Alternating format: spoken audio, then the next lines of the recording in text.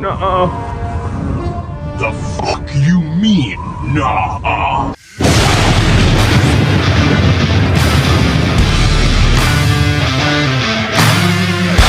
Star Wars is back, ladies and gentlemen. It is Sith Happens, and welcome as we break down episode 1 through 3 of Andor Season 2. Firstly, I am stoked, guys. I am joined by two of my bestest friends, Matty Ice and Ant, otherwise known as Black Series Daily Desk, and I am .not a committee on Instagram. Holy shit. I know, right? And I'm like here, by the way, everybody, you may know it's a different background. I'm coming to you live from my mother-in-law's home office in the Bahamas, where my part of my family lives. So doing this remote somewhere else in a jungle, much like in episode 2, you might say, or tropical environment like Scarif. But I gotta say, I know we said we were gonna do this podcast late, obviously, because for the next 4 weeks. I don't know if I'm gonna fucking sleep tonight anyway.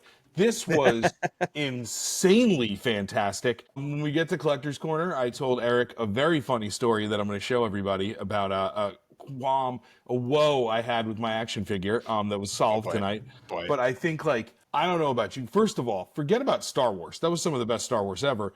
But oh, hell yes. It was, Eric and I were saying before this, it was a movie.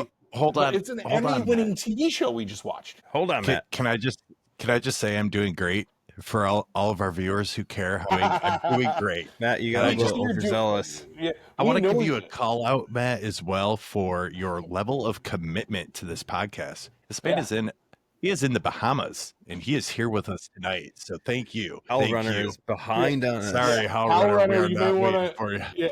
Yeah, Hell Runner, you may want to.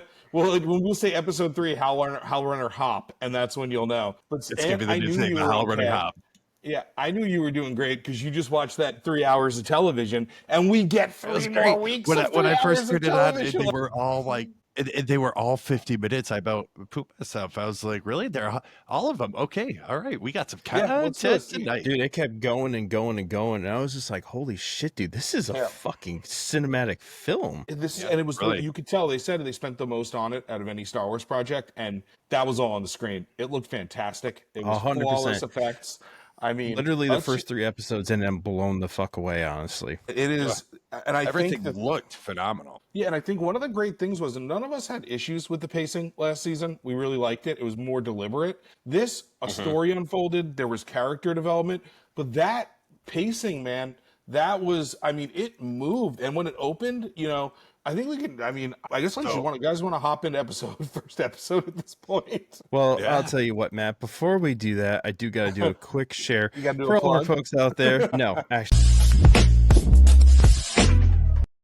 So yeah, well, we are going to get into this, guys, and break down these first 3 episodes. And, you know, you could tell Matt is jazzed up like a motherfucker right now.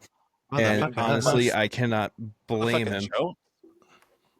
Yeah, you are too, but Matt's coming in like 1,000 miles an hour. Oh yeah, no, I mean I'm stoked and I'm tired. I feel that, but no, dude, talk about like just firstly the opening on Sign Art was sick as shit. It goes right into like that action figure that we just got. No, I did not. I thought that was gonna be like an ending, like maybe like midway type thing, but no, it was awesome. Whatever that new TIE fighter is, sick as shit. By the way, talk about what's it called? I know the name. It's like a diesel name, like it's like a TIE assaulter or like a TIE. My wife is also watching for those that can read the comments. But hold on, I can tell you the name of it. I think it's like a TIE Ravager or something. I think that's what it is, yeah. But no, it was just super sick. And then honestly, like it jumps right into, so like there's no real intro. Avenger, okay, and it just jumps right into this of him stealing it, and like this begins the whole first story arc for us essentially. You know, we get some filters in of Manarao, I think it's called, where Bix and them were, but just that whole scene of him stealing the TIE was sick as shit, and it was hilarious that he had no fucking idea what he was doing, how to fly that fighter. Yeah, well, that was a great surprise. Yeah, and let's not look past that whole interaction he had. Well, I want to talk about that. Yeah, because that is, I mean, I'm sure you are going to go way deeper than this, Matt, but it to me, it just shows like how intricate, you know, the web is that the rebellion is building, like where it stretches, who's involved, and what they're risking to be involved, really. Yeah, and we see like how dangerous it's going to be. I think, 100%. And what I loved about it was this show, we've talked about this on the podcast a bunch of times. Got chills just now. Yeah, the show is about what what a totalitarian regime does to create radicalized people. And you're seeing throughout, we'll talk more about it as we go through the episodes, what they're doing to the people in the galaxy on Menarau, whatever. This woman who said she liked it there, but she sees what they're doing is wrong. His speech to her, the acting, the inflection on his face, the care that he has, because she probably died. Like, I'm sure he's pretty sure, like, he was kind of cutting her loose. She's got to get her way out and, do wherever a rendezvous is or whatever. But he's kind of telling her, like, think Obi-Wan, these are your first steps. Like, you're stepping into a circle. You're coming home to what you truly believe. And I don't know if you guys caught this, and I don't know how deep this goes, but I'm going to read into it. When the last thing he says to her is, I'll see you on the road. Now, there's a part of me that feels that statement is becoming a little bit of a rebel manifesto, because the first big riot, the first big moment was on Rick's road. So there's a little part of that for me, that whether that's just like what Cassian and his camp says, but I'll see you on the road is sort of the sign of like, we're all in this together. Those people stood together against something darker. So it's sort of like whether the road is the afterlife or the road is just this kind of path you've chosen to battle the Empire and to stand for what's right and potentially die. That to me was I got the chills when he said it. It was such a powerful statement. Yeah. And then you launch into... It was. Yeah. The interaction was fantastic, in my opinion. It sets him up again beautifully in who he's become, because he's recruiting people, like Luthen kind of recruited people and like comforting them. And then like you said, not being able to fly the TIE fighter, there was a lot more levity in these couple of episodes than we've had. I think they're doing this. First of all, pacing is fantastic. It's not as slow like I was saying on the previous episodes. I think they're doing a lot. We'll get to the dinner scene, which was phenomenal. Again, there's a lot they're doing now to create these moments of a little bit of levity and a little bit of, kind of fun and joy, even though it's very dark, but this kind of what they're talking about, I think, because it's just going to get harder to watch. Yeah, undoubtedly. You see that, I love as well how you see, there's essentially 4 different storylines going on in each episode. And it kind of goes back and forth and gives you like, it's like here's one heavy one, here's one lighter one, here's one heavy one, here's one lighter one. And that kind of, it works out to help that pacing, that flow of the show. But we're not on 3 yet, so I'll save that. Yeah, well, for 3. We're gonna talk. I think 1 and 2 we're moving, but I think also I love the TIE Avenger in general. Feels like a character in and of itself, which is kind of great. Even the way they introed it with the the white room, and it kind of builds up. And I think also this show always had tremendous cinematography. Like you go back to Aldani, that's it was perfect. Fantastic. And the effects. This, when you see from behind the camera come up when the stormtroopers run into the room, we've all seen a lot of the trailer where he's using the blasters on the the cannons on the TIE to destroy the stormtroopers. But you got such better context here that it was like, all right, I know how to do this now. And there was just, it was, and it had. That, to me, is when I say it's some of the best Star Wars. That whole sequence was the spirit of Star Wars. It was rollicking. He's trying to figure it out. There's that element of danger. It's funny that he can't fly the ship. The stakes are there. It was really like, you got through those first time, I'm like, I don't know, I think we're in for something different. And this season is definitely, so far, a little different, a little bit more action-packed, a little bit more forward-moving. You feel like the ball's moving forward and not a single scene is quick. Wasted. The whole first 3 episodes, everything felt like it was moving fast, but it was in a good way too. Like, season 1 certainly had like a pace to it. It was a little bit slower. This was just bing, bam, boom, one after another. And it wasn't in a bad way. Sometimes I'm not a big fan of how fast things move in certain shows, but this moved in such a fantastic way. And all of these storylines moving in, like I'm kind of grouping episodes 1 and 2 into the same now. So but the way so like the way that Andor's was going, the way that Bix, Brasso, and them on Manarau, the whole thing with Cyril and Deidre now was really great. Which we're going to talk about the scene with Mendelsohn, because still one of my favorite actors. Love what's going on there. Talk about dark. That scene. And we know we're heading towards. We're on a collision course with the Gorman massacre. And seeing the PR guys, they call them the Bureau of Enlightenment. This is ridiculous. Yeah, I'm the like, PR guys. Wow. It's a little scary knowing what's going on in the world today. But I also think what's cool that Yeah. Oh God. What I also think was very Was that in cool. a signal chat? No, that's what Cyril's going to send to his mother, and that she's the turncoat. I do think my wife and I were talking. We do think if you look at the face on Deidre's boss, I always forget the character's name when all that's going on. He might be somebody that defects in some way because he looked sort of disgusted and like astounded by this whole thing and trying to like figure out what's going on. And I think that I don't know if he's going to turn, but I feel like the acting, you could see in his face that he was a little bit like, so I think this is not the great. Scene you're talking about, and I think I recognize that face. I kind of thought in that moment that he wasn't thrilled that she was there at first. In general, I agree. In general, and that's what he said to her when they came back. I think that's how he felt. So I don't think that he's gonna turncoat on them personally. Like my view on it is because you look at this guy, right? He's been in charge of the ISB. Like, and the ISB has kind of been its own separate division. He's been running things. He ain't fucking doing that no more. Like he essentially, as he said, got demoted is what it almost is. And look at who's calling in it a that gift, group. as he would say. Yeah, but I would also say, look who's in that room with him. Like, it's such a kind of a, like when I first saw Krennic there, I'm like, what is he having a civilian meeting? Like, what's going on? You know? Well, I think. Well, you see all the branches of them too, because you saw the Imperial Scientist logos on a bunch of the uniforms as well. So this is all like a lot of different Imperial branches coming in at this point. By the way, what a great drop! And they're talking about the lenses on the Death Star when he goes, "The Emperor is looking for unlimited power." Talk about unlimited power.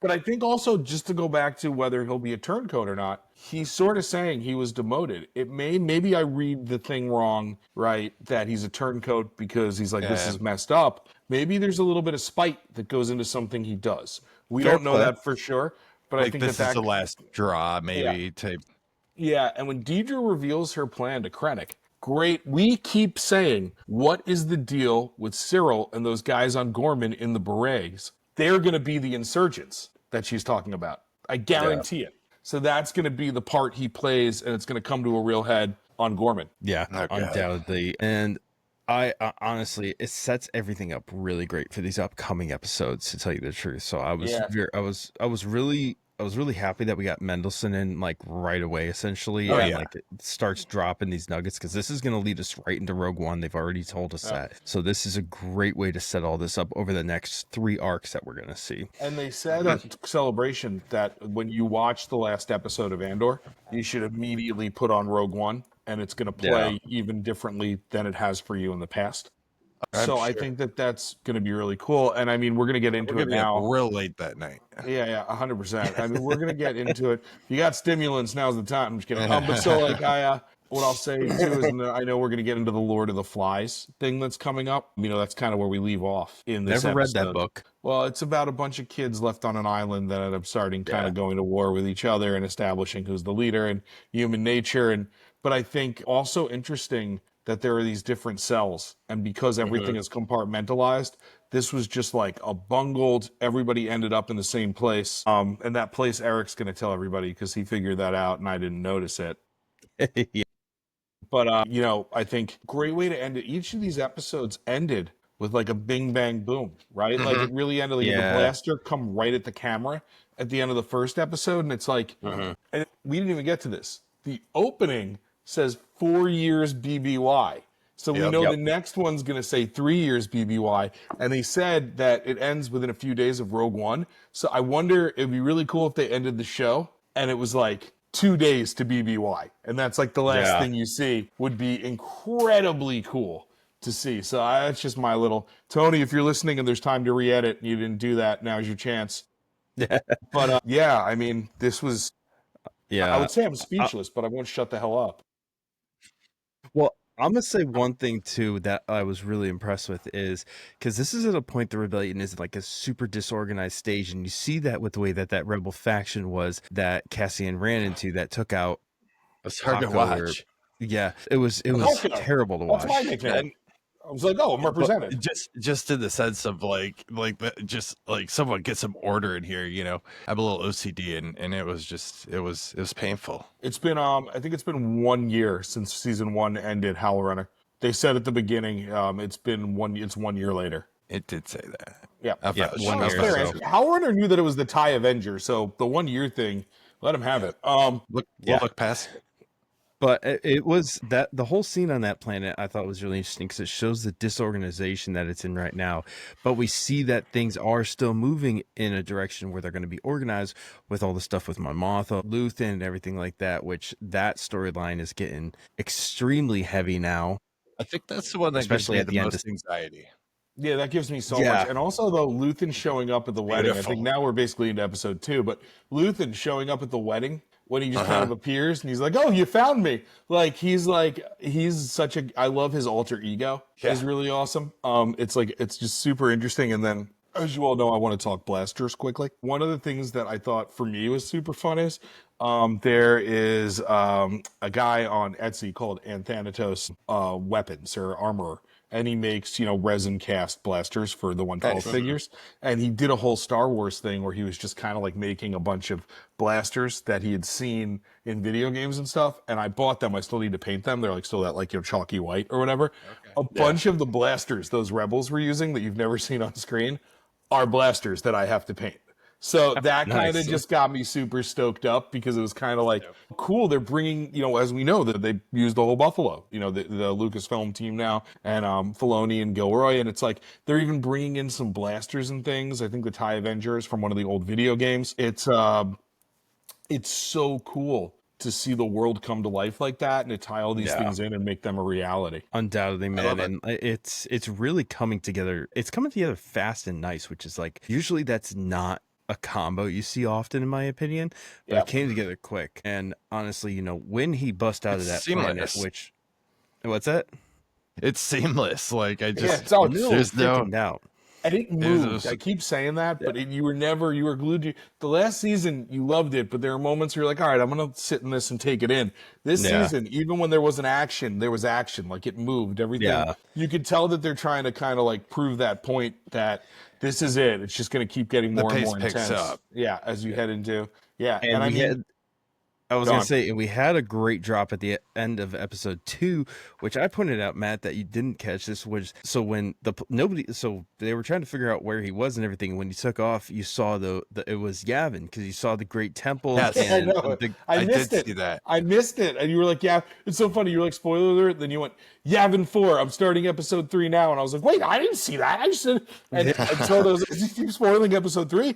Damn it, Eric!" But no, and I mean, also you can't forget Cyril's intro in that episode either. Like, he's such a fucking weenie. But I also think, it's so badass. Yeah, he's such a badass. Deidre got his shit in line. Did you see his muscles in that scene? Yeah, he's ripped. He was two blasters. He was diving sideways. Slow motion. Yeah, watched a different. We both, Aaron and I watched our fantasies, not the show. But he's such a weenie in the way like he bragged. But then also his and Dedra's relationship, and we'll get more into that with episode 3.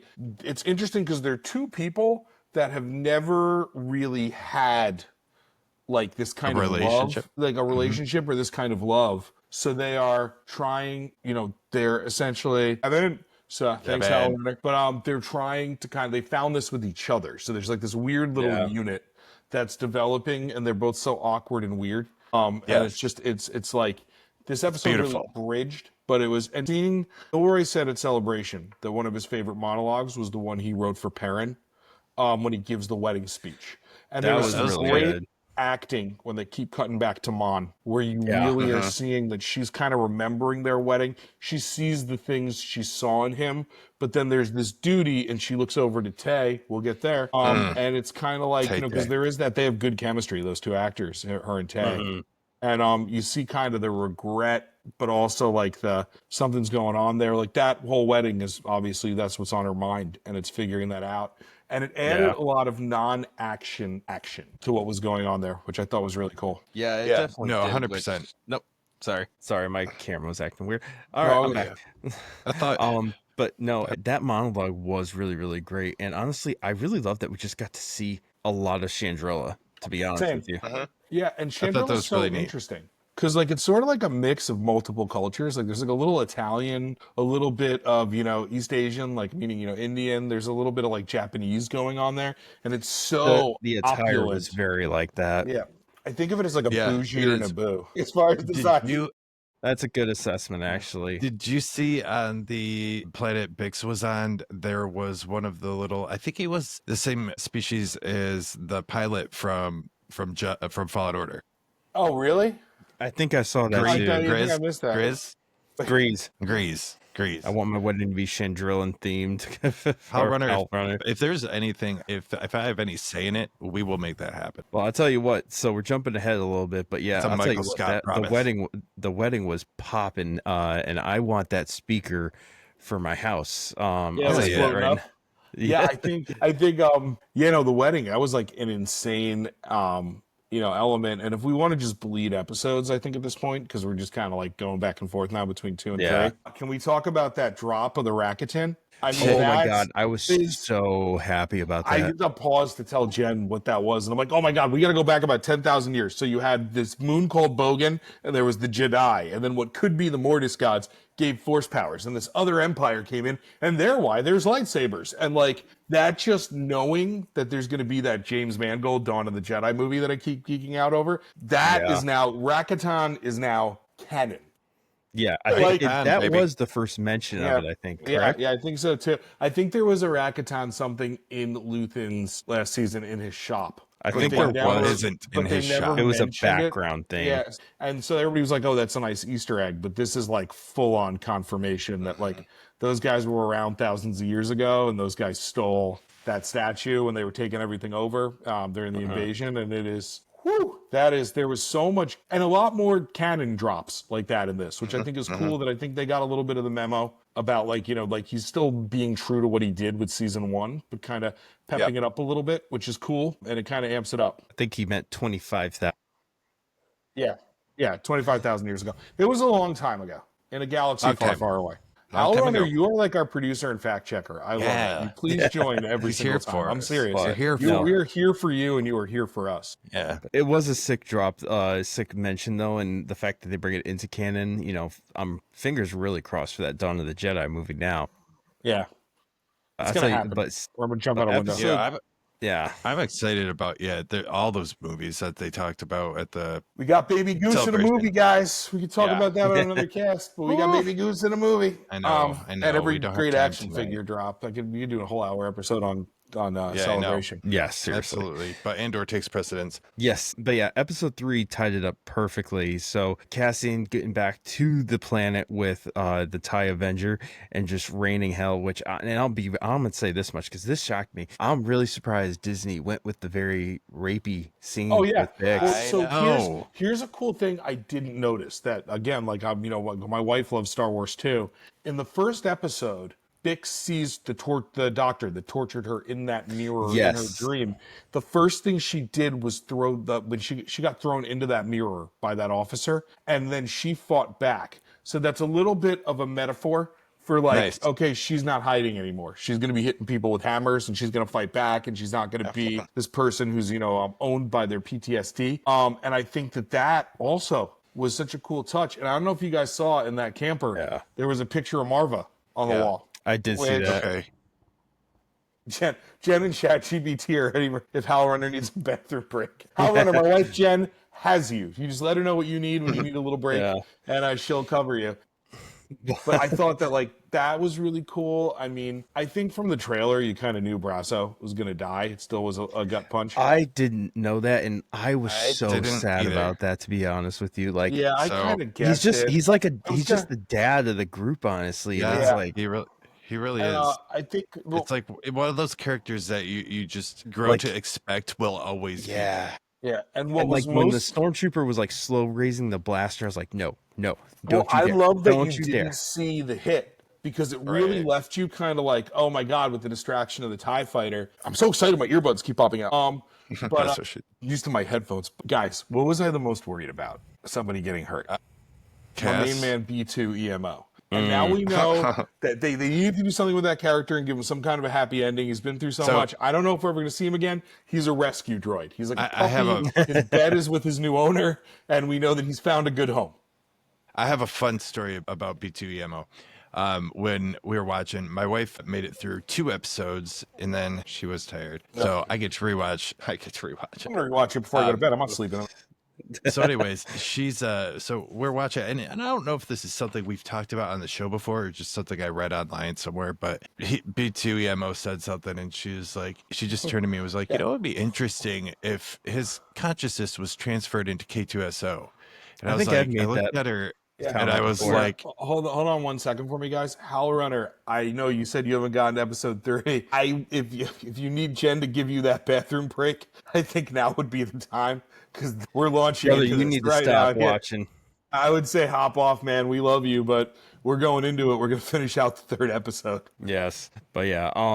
What were you saying again? I totally forgot. Sorry, I just wanted to make sure we didn't ruin it for anyone. Yeah, no, I appreciate it. I'm glad I was rambling at the time. She was just my said energy that, level like, is starting to drop now. Yeah. Into the consciousness into K2, and I looked at her. I'm like, why would you say that? And she was like, oh, he just sounded like him just now.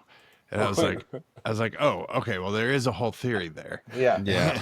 Wait, what is the theory? That somehow B2 gets transferred to K2. Yeah, you told me into K2.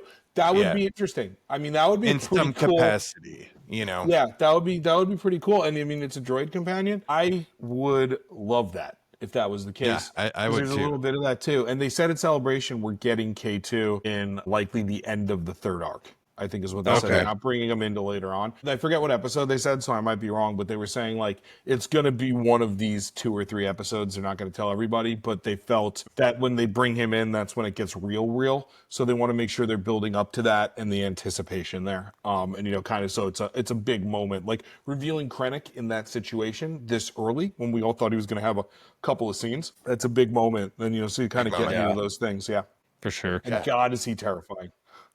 Yes, he honestly is terrifying. His dialogues are just really, really well for him, honestly. Yeah.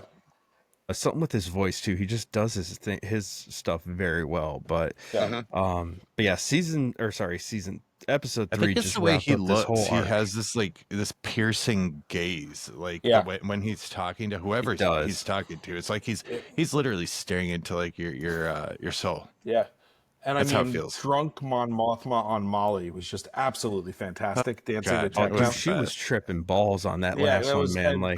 But also, I mean, seeing Cinta finally letting Tay into the ship, like, and she knew when she told Luthen what Tay had said, and she knew. I mean, this whole episode, the 3rd episode, was about showdowns. It was Cassian getting there to have a showdown with the Imperials. It was Mon and kind of her showdown with her daughter and her culture, and then ultimately making a choice about what to do with Tay. And then you have this, you know, the other arc happening, and it's hilarious, and it's a showdown with Dedra and Cyril and his mother, which was, I mean, talk about shit was hilarious. That was pure comedy, and it was so needed. And like that alone was an Emmy-worthy situation. And when Dedra takes control, and you find out about her childhood and that she grew up in the system, and that, you know, that's why she hates crime so much. And that's, I mean, there was so much we learned in these episodes about the characters. A lot of background. And they're giving you a lot, and I think that made Dedra a little more, even the way she dealt with Cyril's mother and protected Cyril, that made her a little more empathetic.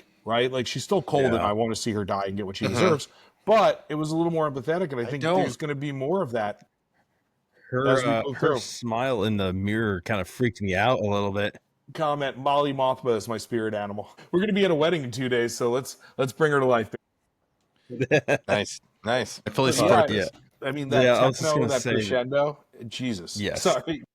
No, I was just gonna say the soundtrack for this first one was great too, because just like I don't know if some Chandrila fucking techno at the end there, that shit was just hot, honestly. And that's when I cut myself off earlier and I said we're not to episode 3 yet. That is exactly what I was referencing. When you have Hellrunner, praise Mon Mothma, yes, I'll praise her. Mothma, hell yeah. But when you have those 2 scenes of Cass and then of the wedding going back and forth, but the music for the first time remains the same. It stays the wedding music throughout both scenes. Yeah. Oh, that was Whereas great. Prior in all the episodes, the music did not do very that. Well. Honestly, it just makes me think of it now. But you're right, and that was to show the chaos in Mon Mothma's head about choices and loss is the same chaos in their heads.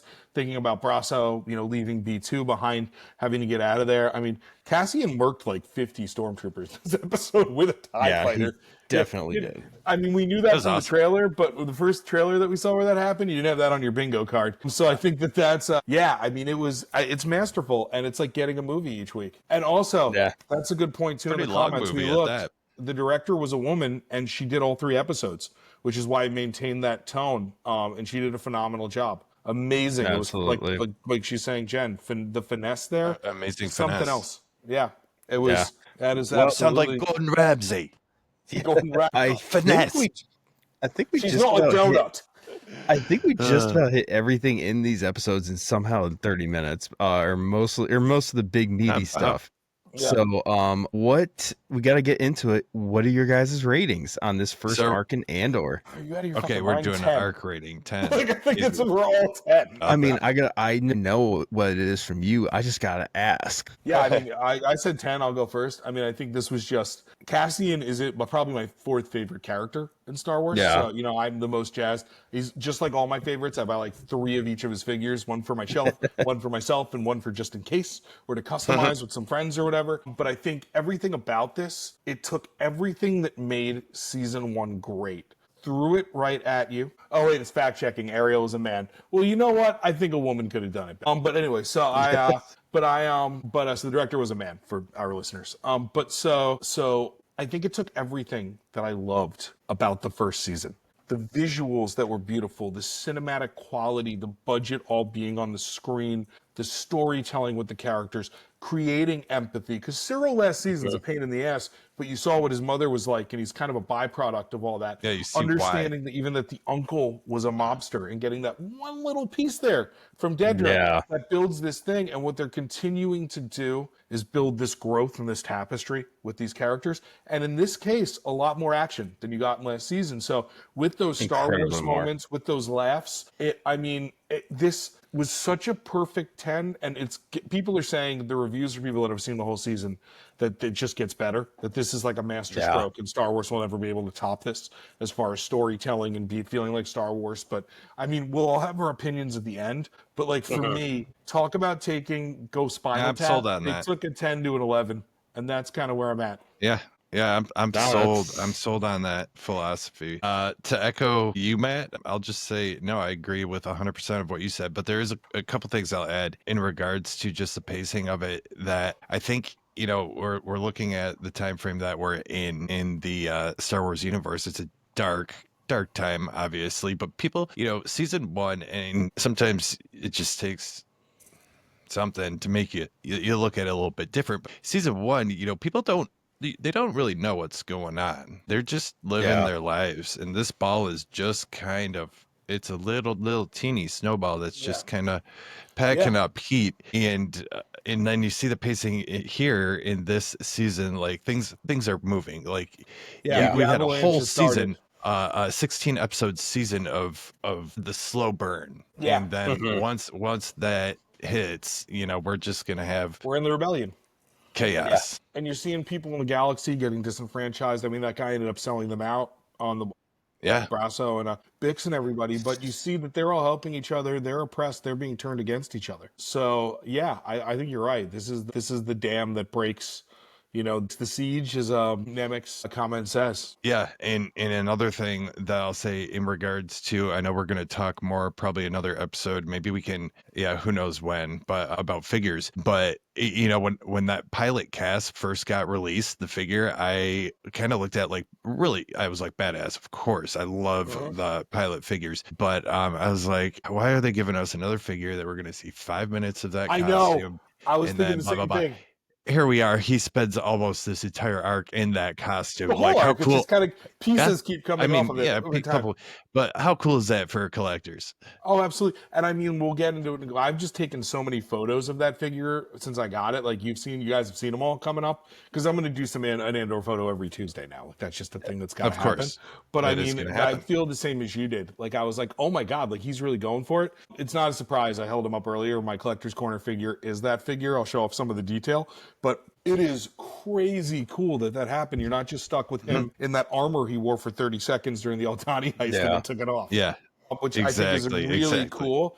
I'm still hoping they drop one more Cassian figure in one of the other looks. I'm sure they will. The series, but I think we only got 2 last go around. But there was a rumor from Luke and his monster that he'd heard there's at least one more Cassian coming, whether it's like later this year or early next. I'm sure there will be more in there. So, sorry to dip out there for a second. My son decided to wake up. Oh, no worries. Everything okay?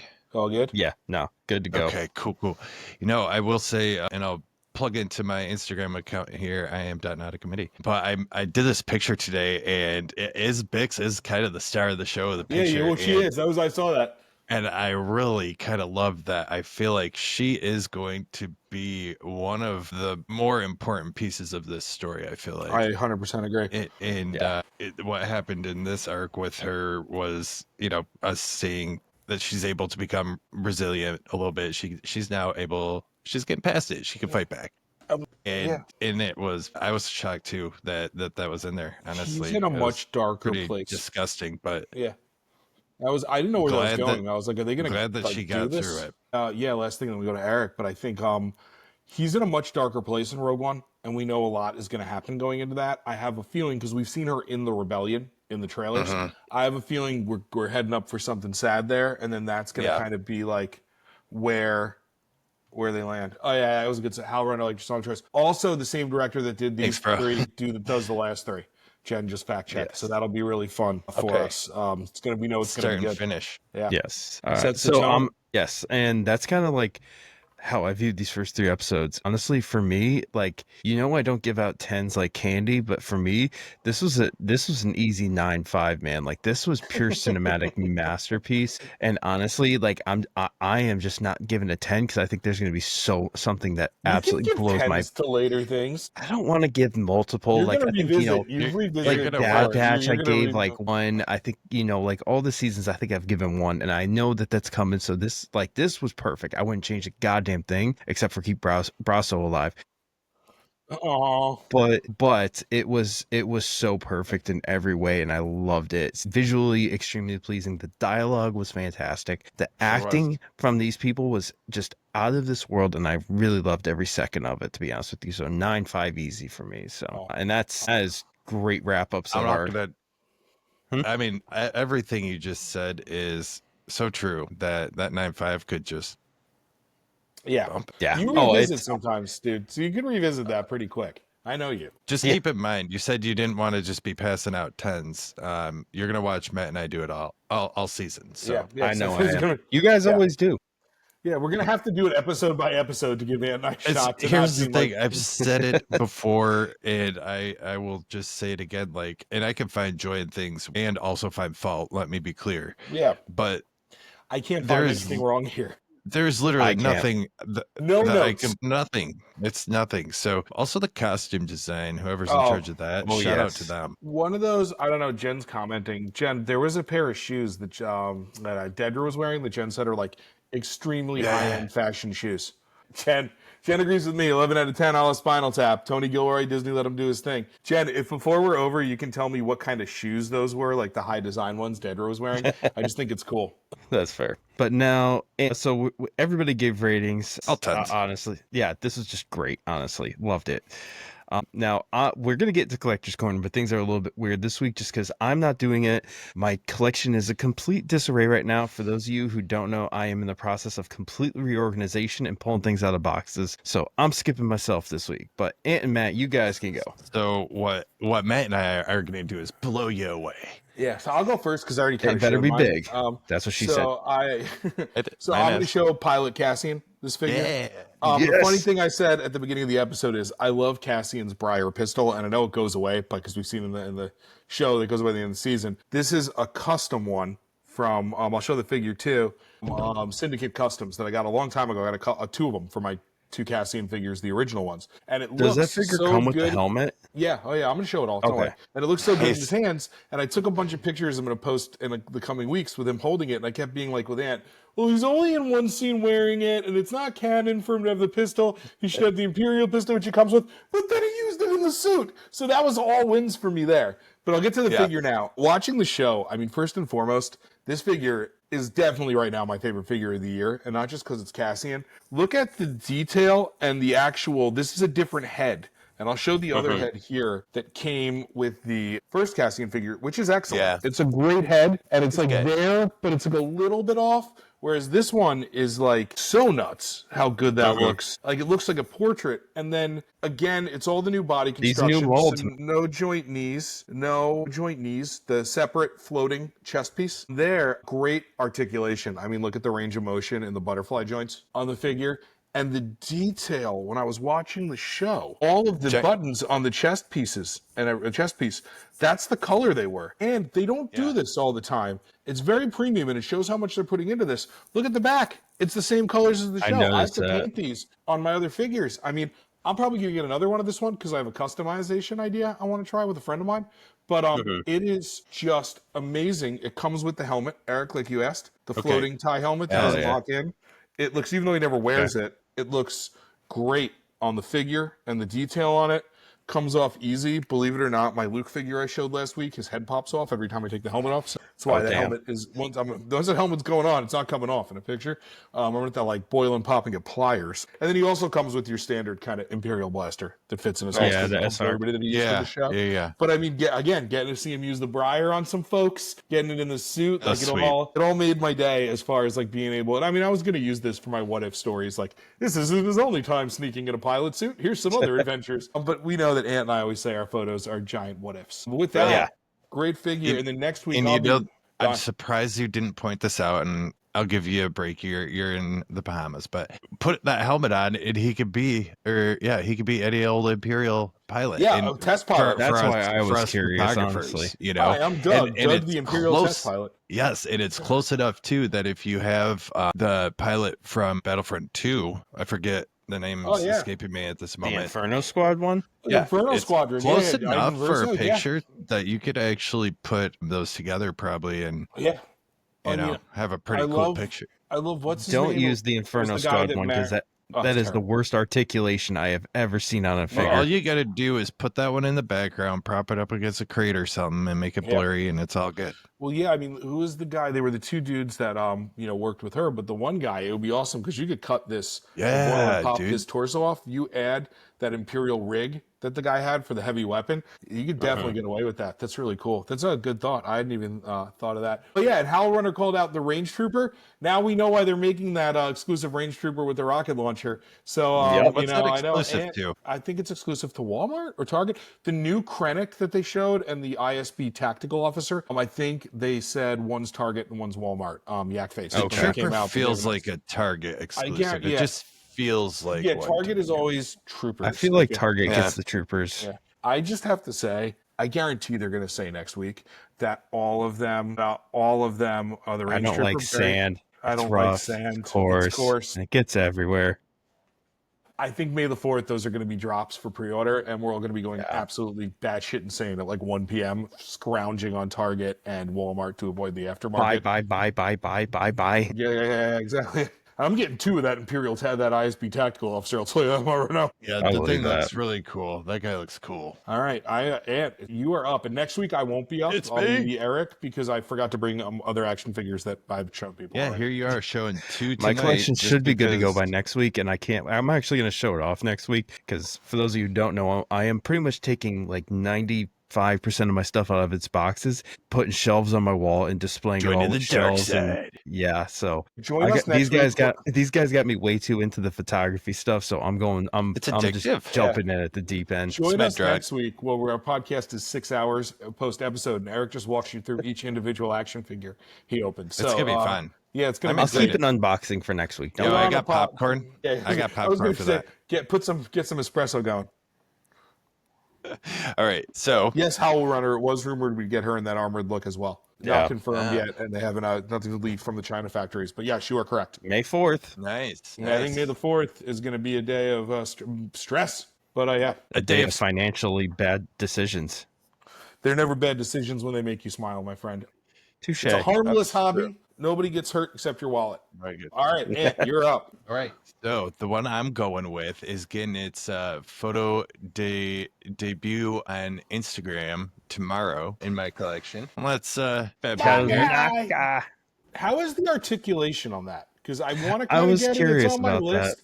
But if I can't do much with it, that's going to be a buy later situation. I feel like it's pretty similar to previous Wookiees, honestly. Not horrible, not great. Like I was a little, it's more like BK than anything else. Okay, yeah, but BK you can play around with. Like, I pushed his arms around a little, and you can make it work.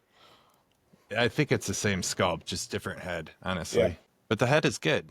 I love Kelneka too. Yay. I think there's some pretty decent comic stuff either already in existence or maybe coming out. Yeah, they do have some stuff out or coming out. Dark Horse does a lot of, I don't read the Dark Horse stuff, but a lot of that is higher public. Hey, can you stand that guy next to another figure for me that's like regular height, just so I can see what it looks like? And I owe Anthony a picture from my home of, I'll call myself out, a Savage next to Malgus, which, Ant, I will get for you the minute I get home. I promise.